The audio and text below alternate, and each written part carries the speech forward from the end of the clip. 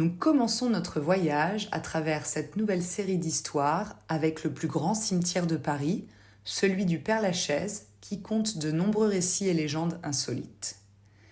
L'histoire du cimetière du Père-Lachaise remonte à il y a environ 220 ans.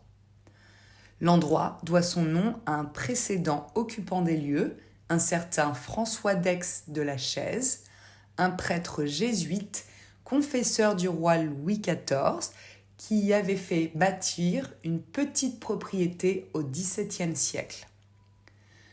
C'est en effet le 21 mai 1804 que l'endroit s'est reconverti en nécropole alors que Paris commençait à manquer de lieux où inhumer ses morts.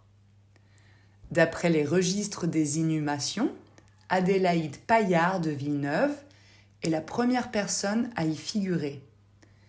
Morte à l'âge de 5 ans, elle fut inhumée le 4 juin 1804. Implantée sur les hauteurs de la ville, dans un quartier très populaire, loin du centre, c'est le cimetière le plus visité au monde. Chaque année, il attire plus de 3,5 millions de visiteurs à travers ses allées vertes et boisées. On peut y observer des sculptures élaborées par les plus grands artistes des temps.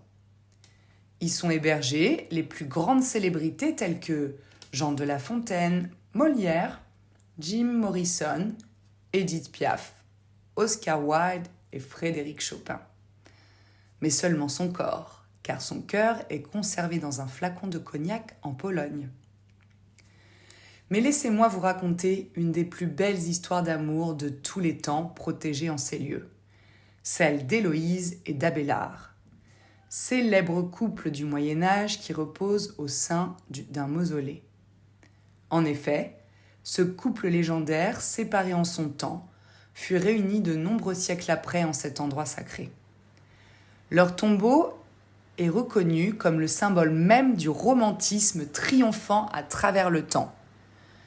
Remontons donc le cours de l'histoire au XIIe siècle pour être exact, et faisons la connaissance de Pierre Abélard, brillant intellectuel de 36 ans. Devenu le professeur d'Héloïse, une jeune fille âgée alors de 17 ans, et malgré leurs différences d'âge, ils tombèrent éperdument amoureux l'un de l'autre et commencèrent à entretenir un amour interdit. Tombée enceinte, elle se réfugia chez son amant en Bretagne et donna naissance à un petit garçon.